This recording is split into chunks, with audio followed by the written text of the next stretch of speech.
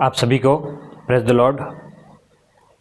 उम्मीद करता हूं कि परमेश्वर की दया से, अनुग्रह से आप सभी स्वस्थ होंगे और खुश होंगे और अपने जीवन को निरंतर आगे बढ़ते हुए देख रहे होंगे। आज हम बात करने वाले हैं कि मिस्र से इज़राइली लोग जब निकले और कनान देश, जहाँ पर परमेश्वर ने वाचा बांधी थी, एक प्रॉमिस किया था, वचन दिया था कि मैं तुम्हें एक ऐसे देश में लेकर के जाऊंगा जहाँ पर दूध और मधु की धाराएं बहती है। उस देश में पहुँचने से पहले उस जंगल में 40 साल क्यों लग गए, जबकि आज की तारीख में अगर उसको हम लोग गूगल मैप पे देखें या ज्योग्राफिक रूप से देखें तो चल के भी जाए व्यक्ति तो महीने भर में तो इजीली पहुंच सकता है, और भी आराम से रुक के चले, बहुत दिनों तक रुकते चले तो 6 महीने में पहुंच जाएगा, है ना, आराम से चले। तब भी उसके बावजूद भी 40 साल क्यों लगे, ऐसा क्या वजह रही, हम इन बातों की चर्चा करेंगे। और दूसरा हम ये देखेंगे कि आखिर में क्यों परमेश्वर ने मूसा की जगह पर हारून को नियुक्त किया। इन दोनों बातों की चर्चा करेंगे। तो आइए हम लोग अपने वचन में जाने से पहले एक छोटी सी प्रार्थना करें। सामर्थ्य परमेश्वर पिता, आपका धन्यवाद करें प्रभु जी, आपका वचन हमें सिखाए पिता परमेश्वर, आपका वचन हमारे मार्ग के लिए दीपक हो पिता परमेश्वर। हमें क्या करना है और क्या नहीं करना है, ये हर एक बात आपका वचन हमें सिखाए ताकि हमारे जीवन में परिवर्तन आ सके और हम अपने जीवन को बदल सकें। और पिता परमेश्वर, जो आपने वाचा बांधी है कि मैं आपको परमेश्वर पिता के घर पर लेके जाऊंगा, यस पिता परमेश्वर, उस दुनिया में उस जगह जाने के लिए पिता परमेश्वर आप हमें तैयार कीजिए। यस प्रभु जी, आपका धन्यवाद करते हैं पिता परमेश्वर। प्रभु जी, आपके वचन को हमें अच्छे से समझाइए, मांगते यीशु मसीह के नाम से, आमीन। तो आइए हम लोग वचन में देखें। तो आप अपने मेरे साथ में, वचन आपके पास में है, बाइबल आपके साथ में है, तो खोलिएगा गिनती की किताब, गिनती की पुस्तक, उसका 13वां अध्याय। गिनती की पुस्तक उसका 13वां अध्याय। तो यहाँ हम देखते हैं कि मूसा ने, जो याकूब के 12 गोत्र थे, है ना, याकूब के पुत्र जो 12 थे, वहाँ से उन्हें एक एक जने को चुन करके उस देश में भेजा, भेद लेने के लिए, भेदिए के रूप में। तो गिनती 13 अध्याय उसकी पहली आयत में इस प्रकार से लिखा है, फिर यहोवा ने मूसा से कहा, कनान देश जिसे मैं इज़राइलियों को देता हूँ, उसका भेद लेने के लिए पुरुषों को भेज दे। उनके पितरों के प्रति गोत्र के एक एक प्रधान पुरुष हो। तो इस प्रकार से उसने कि हर एक गोत्र से एक एक व्यक्ति होना चाहिए, ऐसा भेज दे। ऐसा किसने कहा? परमेश्वर ने। किसे कहा? मूसा से कहा। और मूसा ने उनकी परमेश्वर की बात को मानी और हर एक गोत्र से एक एक जन को चुना। और उसी में एक होशे का पुत्र, नून का पुत्र होशे, जिसका नाम बाद में मूसा ने बदल करके यहोशू रख दिया, वो भी व्यक्ति इसी में शामिल था। कौन? यहोशू, जिसका नाम क्या था? होशे, और पुत्र किसका था? नून का। ठीक है, इसे भी मूसा ने उन 12 लोगों के साथ में भेजा। अब क्या होता है कि जब 12 लोग जाते हैं उस देश में, और उस देश को, अगर आप गिनती की किताब उसका 13वां अध्याय पढ़ेंगे आपको सारी बातें मिल जाएगी, लेकिन मैं आयत टू आयत नहीं पढ़ूंगा, नहीं तो आपको बातें समझ में नहीं आएगी। तो जब वो लोग उस देश में गए तो उन 12 में से 10 लोग ने एक अलग ही धारणा बना ली, एक अलग ही परसेप्शन बना लिया कि वहाँ के लोगों को देखा तो उन्होंने बताया कि वो लोग जो है, मतलब मूसा ने ये कहा था कि तुम देखना कि वो लोग किस प्रकार से, क्या देखना उनको कनान देश का भेद लेने के लिए भेजते समय मूसा ने कहा कि उधर से, अर्थात दक्षिण देश से होकर के जाओ और पहाड़ी देश में जाकर उस देश को देख लो कि कैसा है, और उसमें बसे हुए लोगों को भी देखो कि वे बलवान है या निर्बल है। कह रहा है मूसा, क्या कह रहा है कि आप जा करके देखो कि क्या वो बलवान है या निर्बल है। पहली बात कि भाई ताकतवर है कि कमज़ोर है, एक चीज़। दूसरा कह रहे हैं कि थोड़े हैं या बहुत ज़्यादा है, ये भी देखो। और जिस देश में बसे हुए हैं वहाँ पर अच्छा है, बुरा है, बस्तियाँ कैसी है, तंबू कैसे हैं या किले हैं, ये सारी बातें देख करके आने को कहा। किसको कहा? उन 12 गोत्रों के लोगों को। किसने कहा है? तो मूसा ने कहा। और वो लोग निकल गए। और जाते हैं, उनको देखते हैं, ठीक है। और देखते हुए अगर वो वापस जब लौटते हैं तो हम लोग, ये वचन कहता है 25वें आयत में, इसी में गिनती 13 उसके 25वें आयत में लिखा हुआ है कि 40 दिन के बाद जब वे उस देश का भेद लेकर के लौट आए तो आ करके उन्होंने मूसा और हारून, जो उनके लीडर थे उस समय, इजरायलियों के लीडर कौन थे? मूसा और हारून, और पूरी मंडली के सामने उन लोगों ने बताया। और उन्होंने बताया कि भाई हम जिस देश में गए थे वो सच में दूध और मधु की धाराएं बहती है, यानी कि वहाँ पर फल फ्रूट जोरदार है, अंगूर है और भी रसीले फल है ना, माल मवेशी है, सब कुछ ठीक है। और लोग जो है वो क्या है, किलो में रहते हैं, तंबुओं में नहीं रहते, किस में रहते हैं? किलो, गढ़ में रहते हैं। और साथ में उसमें लिखा हुआ, देखो ध्यान से, अगर आप 27 आयत में पढ़ेंगे तो लिखा, उन्होंने मूसा से यह कहकर वर्णन किया कि जिस देश में तूने हमको भेजा था उस देश में हम गए और उसमें सचमुच दूध और मधु की धाराएं बहती है और उसकी उपज में से यही है, परंतु वो उस देश के निवासी बलवान है और उनके नगर गढ़ वाले हैं और बहुत बड़े हैं। और फिर हमने वहाँ अनाक वंशियों को भी देखा, ठीक है। दक्षिण में अमेलेकी बसे हुए हैं और पहाड़ी देश में हित्ती, यबूसी और एमोरी रहते हैं, और समुद्र के किनारे किनारे यरदन के तट पर कनानी लोग बसे हुए हैं। वो कह रहे हैं कि वहाँ के लोग तो देखे हमने, लेकिन वो क्या है? बहुत बलवान है। यानी कि ये सुनते ही इजरायली लोग डर गए, क्योंकि उनके दिमाग में, इजरायली लोग संख्या में बहुत ज़्यादा थे, इजरायली लोग संख्या में बहुत ज़्यादा था, लेकिन उनका हिम्मत, उनका हौसला बहुत कमज़ोर था। वो डरपोक लोग थे, वो छोटी छोटी प्रॉब्लमों में भी डर जाते थे। ये हमें भी सीखना है, हमें उन इजरायली लोगों की तरह नहीं बनना है जो डरपोक थे।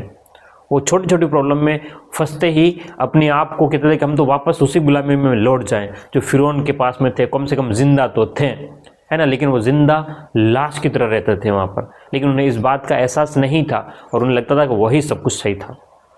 और जब जंगल में तकलीफें आई तो वो वापस से भागने लगते हैं, है ना। और क्या कहते हैं कि जब उन लोगों ने बताया कि क्या बताया कि भाई ऐसे ऐसे लोग रहते हैं, बलवान लोग हैं, तो वो वापस से वो इजरायली लोग कुड़कुड़ाने लग गए, वो कहने लग गए, वो डांटने लग गए। क्या कहने लग गए कि तुम हमें इस जंगल में क्यों मार देने के लिए लेकर के आए हो? किसको कह रहे हैं? मूसा और हारून को कह रहे, तुम हमको जंगल में मारने के लिए लेके आए हो, है ना, हमारे लिए तो वही सही था। तब वहां पर दो व्यक्ति आते हैं, कौन? एक तो कालेब और एक यहोशू। याद रखना, ये कालेब और यहोशू वही व्यक्ति है जिसे मूसा की जगह पर परमेश्वर ने मूसा के बाद नियुक्त किया था। ये बड़ी दर्दनाक घटना है और ये बहुत ही दर्द देने वाली है, मूसा के लिए भी दर्द देने वाली घटना है और उस समय के लोगों को दर्द देने वाली घटना है। क्यों? क्योंकि जिस व्यक्ति ने इजरायलियों को मिस्र से निकाल करके, लीडरशिप करके निकाल के लाया था, उस व्यक्ति को परमेश्वर ने कह दिया कि तू उस देश जहाँ पर ये लोग देखने गए थे, यरदन के पार कनान देश में, उस देश तू नहीं पहुँच पाएगा। और मूसा को ये भी कह दिया कि तू तेरी जगह तू किसी और व्यक्ति को बना ले। ये आज की तारीख में हमें सीखने के लिए बहुत अच्छी बात है। आज की तारीख में मैं एक एग्जांपल देता हूँ। हमारे घरों में जब नई बहू आती है ना, तो सास, बहुत सारी सास बहुत अच्छी हो, सास जो है ना बहुत अच्छी होती है कि अपनी नई बहू को सब कुछ उस घर की जिम्मेदारी सौंप देती है, लेकिन कुछ सास जो होती है वो बहुओं को जिम्मेदारी नहीं सौंपती है और तब भी वो अपना अधिकार जमाने की कोशिश करती है और फिर उस परिवार में क्या होता है? अनबन, झगड़े, लड़ाई झगड़े चलते रहते हैं। यहाँ सीखने वाली बात है कि जब परमेश्वर ने मूसा से कहा कि तू यरदन के पार उस कनान देश में नहीं जा पाएगा, तो मूसा ने खुश होकर के अपनी जगह पर यहोशू को अपॉइंट कर दिया। ये बात हमें सीखनी चाहिए मूसा से कि किस प्रकार से उसने अपनी जगह यहोशू को अपॉइंट कर दिया। हम देखेंगे आगे। हम वापस से बात करें कि यहाँ पर कालेब और कौन आता है? यहोशू। तो अगर आप लोग गिनती 13 उसका 30वें आयत में पढ़ेंगे, 30 आयत, तो वहाँ पर लिखा, पर कालेब ने मूसा के सामने प्रजा के लोगों को चुप कराने के विचार से कहा। किसने? कालेब ने मूसा के सामने लोगों को चुप कराने के लिए कहा। क्या कहा? हम अभी चढ़ के उस देश को अपना कर लें, हम अभी जाएं और उस देश को जीत सकते हैं, क्योंकि निसंदेह हम में ऐसा करने की शक्ति है। नो डाउट हम में ऐसा काम करने की शक्ति है। ये किसने कहा? कालेब ने हिम्मत दिखाई। हमें भी अपनी प्रॉब्लम के ऊपर हिम्मत दिखाने की आवश्यकता है। चाहे सिचुएशन कितनी भी बुरी क्यों ना हो, लेकिन हमें अपनी प्रॉब्लम के ऊपर विजय प्राप्त करने की हिम्मत दिखाने की आवश्यकता है। हमारी बीमारी के ऊपर हमें विजय प्राप्त करने की हिम्मत दिखाने की आवश्यकता है। हमारे कर्जे के ऊपर विजय प्राप्त करने की हमें हिम्मत दिखाने की आवश्यकता है। हमारी कितनी भी बड़ी समस्या क्यों ना हो, हमें उसके ऊपर विजय प्राप्त करने के लिए हिम्मत दिखानी पड़ेगी। जैसे कालेब ने कहा क्या कि हम अभी चढ़ के उस देश को अपना कर लें, क्योंकि निसंदेह हम में ऐसा करने की शक्ति है। हाँ, पर जो पुरुष उसके संग गए थे उन्होंने कहा उन लोगों पर चढ़ने की शक्ति हम में नहीं है, क्योंकि हम में वो लोग क्या है, बलवान है। और इस वजह से इजरायली लोग डर गए और फिर मूसा और हारून पर बुड़बुड़ाने लगे, और इससे परमेश्वर बहुत ही दुखी हो जाता है। और जब परमेश्वर बहुत दुखी हो गया, अब लोग बुड़बुड़ाए तो परमेश्वर बहुत दुखी हो गया, तो उसने क्या कहा पता है, उसने गुस्सा होकर के परमेश्वर ने मूसा से कहा कि मेरा मन करता है मैं इन लोगों को इसी जंगल में मार दूं। तब मूसा फिर से निवेदन करता है परमेश्वर से, कितना ही काइंड हार्टेड पर्सन है कि मूसा फिर से निवेदन करता है, परमेश्वर अगर तू इन लोगों को इस जंगल में मार देगा तो मिस्र से जब तू निकाल के लेके आया है तो वो लोग ये कहेंगे कि तुम्हारा परमेश्वर कैसा परमेश्वर है, जो मिस्र में जहाँ जिंदा लोग रहते थे वहाँ से निकाल करके जंगल में मार देने को लाया है। परमेश्वर, मूसा कहता है कि परमेश्वर तो विलम्ब से क्रोध करने वाला है। तो परमेश्वर ने मूसा की बात सुन ली, क्योंकि मूसा परमेश्वर के आमने सामने हूबहू जैसे मैं आपसे बात कर रहा हूँ वैसे मूसा परमेश्वर से आमने सामने क्या करता था, बात करता था। परमेश्वर ने उसकी बात सुना और बोला बात ठीक है, मैं इन्हें नहीं मारूंगा, लेकिन इतना निश्चित है कि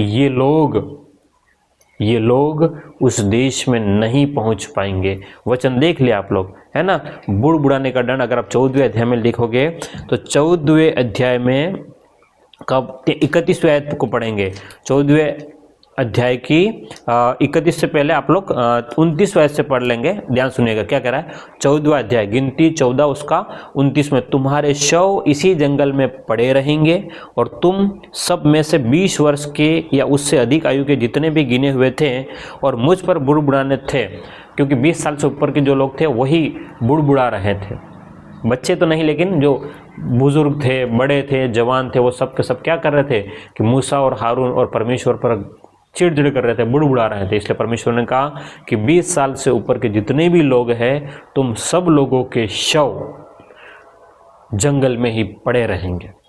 फिर शव जंगल में पड़े रहेंगे, फिर 40 साल क्यों, वो तो मर जाते और निकल जाते आगे। लेकिन परमेश्वर ने और आगे बोला, क्या बोला आगे, ध्यान से देखना कि 20 वर्ष से अधिक आयु के जितने भी गिने थे मुझ पर बुड़बुड़ाते थे, उनमें से युपुत्र के पुत्र कालेब और नून के पुत्र यहोशू को छोड़ कोई भी उस देश में जाने नहीं पाएगा। केवल 2 ही लोग, कौन, एक तो कालेब और दूसरा यहोशू, इन दोनों को छोड़ करके कोई भी उस देश में नहीं पहुंचेगा। आखिर क्यों कालेब और यहोशू ही क्यों, क्योंकि उन दोनों ने हिम्मत दिखाई थी। देखिएगा, पहुंचे तो दोनों नहीं थे, लोग भी नहीं पहुंचे थे, कालेब और यहोशू भी नहीं पहुंचे थे, लेकिन लोगों में डर था और कालेब और यहोशू में डर नहीं था। तो परमेश्वर हमसे ये कहना चाह रहा है कि अपने सामने कितनी भी कठिन प्रॉब्लम क्यों नहीं हो, डरने की आवश्यकता नहीं है। अगर हमने हिम्मत रखी तो हम उस जगह पर निश्चित रूप से पहुंच जाएंगे। जैसे कालेब और यहोशू ने हिम्मत दिखाई थी, केवल हिम्मत दिखाई थी, हमें भी अपनी प्रॉब्लम के ऊपर हिम्मत दिखानी है। निश्चित रूप से हम उस जगह पर, भले ही जैसे 40 साल के बाद में भी वो लोग पहुंचे, हम भी अपनी प्रॉब्लम के ऊपर विजय प्राप्त करेंगे। समय लग सकता है, लेकिन परमेश्वर हमें अनाथ नहीं छोड़ेगा, ये याद रखिएगा। आगे लिखा हुआ है, यहोशू को छोड़ कोई भी उस देश में न जाने पाएगा जिसके विषय में मैंने शपथ खाई है, और तुमको उसमें बसाऊंगा, परंतु तुम्हारे बाल बच्चे जिनके विषय तुमसे कहा था वे लूट में चले जाएंगे, और उनको मैं उस देश में पहुंचा दूंगा, वे उस देश को जान लेंगे जिससे मैं तुम के बात बोली है, तो है ना, जिसको तुमने तुच्छ जाना वहां पर तुम्हारे बाल बच्चे तो चले जाएंगे। और आगे और लिखा हुआ 32वें आयत जो सबसे खतरनाक लगती है मुझे, मतलब डराने वाली बात, क्या, परंतु तुम लोगों के शव इसी जंगल में पड़े रहेंगे। कहता है परमेश्वर, क्या कहता है कि इजराइलियों, तुमने मेरे ऊपर भरोसा नहीं किया है, तुम लोगों ने मेरे ऊपर बुड़बुड़ाया है, तुमने मेरे दास मूसा और हारून को बुड़बुड़ाया है, इस कारण से तुम्हारे शव इस जंगल में पड़े रहेंगे। परमेश्वर ने मूसा और हारून को तो पहले ही बोल दिया कि तुम दोनों तो वैसे ही नहीं पहुंच पाओगे। क्यों? क्योंकि परमेश्वर के सामने मूसा और हारून ने गलती करी थी। क्या गलती करी थी? हमने पिछले वीडियो में है ना देखा था। क्या देखा था कि परमेश्वर ने कहा था मूसा और हारून को चट्टान से बात करना, और मूसा ने उस चट्टान के ऊपर लकड़ी मारी थी, डंडा मारा था 2 बार। इसलिए परमेश्वर ने कहा तूने मेरी आज्ञा का उल्लंघन किया, इसलिए तू उस देश में नहीं पहुंच पाएगा, तू केवल देख ले उस पहाड़ के ऊपर से। लेकिन अब परमेश्वर लोगों से कह रहा है कि तुम्हारे शव इस जंगल में पड़े रहेंगे। और आगे 32वें में लिखा, परंतु तुम लोगों के शव इसी जंगल में पड़े रहेंगे, और जब तक और कब तक पड़े रहेंगे? और जब तक तुम्हारे शव जंगल में न गल जाए, अर्थात 40 वर्ष तक तुम्हारे बाल बच्चे जंगल में तुम्हारे बेविचार का फल भोगते हुए चरवाही करते रहेंगे। परमेश्वर साफ कह रहा है कि तुम मर जाओगे, इसी जंगल में मर जाओगे। 40 साल तुम इसी के अंदर, और तुम मर तो जाओगे लेकिन तुम्हारे बाल बच्चे भी इसी जंगल में क्या करते रहेंगे? भटकते रहेंगे। क्यों भटकते रहेंगे? क्योंकि गुनाह तुमने किया है, तो उसका सजा जो है वो तुम्हारे बाल बच्चे भुगतेंगे।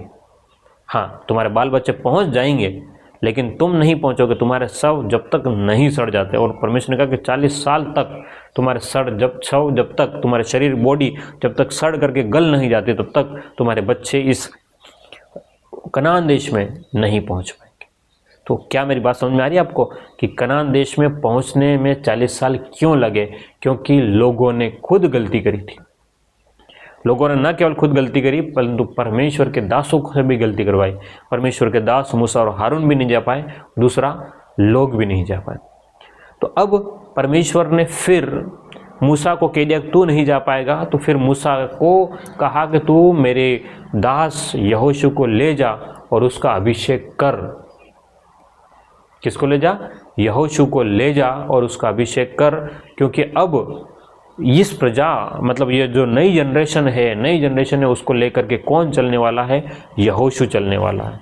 तो ये बात मूसा के लिए बहुत बुरी है, जो व्यक्ति अपना जीवन भर उन लोगों के खातिर लड़ा, उन लोगों को लेकर के आगे आगे चला, उन लोगों के लिए मुसीबतें सही, और वो व्यक्ति नहीं जा पा रहा और उसकी जगह किसी और को बिठाया जा रहा है। बहुत बार हमारे साथ में ऐसा होगा कि हमने जिस बात के लिए बहुत मेहनत करी है, और एक समय ऐसा आएगा कि हमें वो वस्तु, वो जगह छोड़नी पड़ेगी, उसका हम लोग परिणाम नहीं देख पाएंगे। लेकिन हमें मूसा की तरह होने की आवश्यकता है कि जिस प्रकार से उसने खुश होकर के सारा अपना काम, अपने लीडरशिप किसको सौंप दी? यहोशू को सौंप दी। वैसे ही अगर आवश्यकता पड़े तो हमें अपनी लीडरशिप हमारी अगली पीढ़ी को दे करके हमें आगे बढ़ने की आवश्यकता है।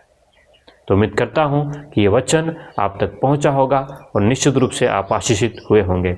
आइए उन लोगों के लिए प्रार्थना की जाए जो किसी भी प्रकार की समस्या से परेशान है, बीमारियों से घिरे हुए हैं, आशाएं नहीं है ना, उन लोगों के लिए आप प्रार्थना करते हैं। सामर्थ्य परमेश्वर पिता, एक बार फिर से आपके चरणों में हम सब आते हैं। पिता परमेश्वर, निश्चित रूप से तो हमारी प्रार्थनाओं का सुनने वाला जीवित परमेश्वर है प्रभु। हम प्रार्थना करें पिता परमेश्वर उन तमाम लोगों के जो जिस तक मेरी बात पहुंच रही है, जिन लोगों के कानों तक मेरी बात, मेरी आवाज़ पहुंच रही है पिता परमेश्वर, ये वचन जीवित वचन है और ये कभी भी खाली नहीं जाता, ये काम किए बिना नहीं रह सकता परमेश्वर। मैं उनके लिए प्रार्थना करता हूँ प्रभु जी, उनके सिर से लेकर के, यस पिता परमेश्वर, उनके सिर, माथे, कान, नाक, मुंह, है ना, पूरा शरीर, फेफड़े, लीवर, आंतें, हड्डियाँ, पूरा शरीर, सिर से लेकर के पैर तक किसी भी प्रकार की बीमारी से शारीरिक रूप से पीड़ित है पिता परमेश्वर, मैं यीशु मसीह के नाम से चंगाई की घोषणा करता हूँ। यस पिता परमेश्वर, मैं प्रार्थना करता हूँ कोई व्यक्ति दुष्ट आत्माओं से पीड़ित है, उन दुष्ट आत्माओं को यीशु मसीह के नाम से उनके शरीर से निकलने की मैं आज्ञा देता हूँ। यस, यीशु मसीह के नाम से उसके शरीर को छोड़ करके बाहर हो जा। यस परमेश्वर पिता, मैं प्रार्थना करता हूँ उनकी मानसिक स्थिति को मजबूत करना पिता परमेश्वर। समस्याओं में पिता परमेश्वर आपने जैसा ही दाऊद को सिखाया, चाहे घोर अंधकार से भरी हुई तराई में होकर के चलूँ तो भी मैं हानि से न डरूंगा, क्योंकि तू मेरे साथ रहता है। निश्चित रूप से परमेश्वर, आप हम सब के साथ रहने वाले जीवित परमेश्वर हो पिता। हमारे जीवन को आपके हाथों में सौंपते हैं, मांगते यीशु मसीह के नाम से, आमीन।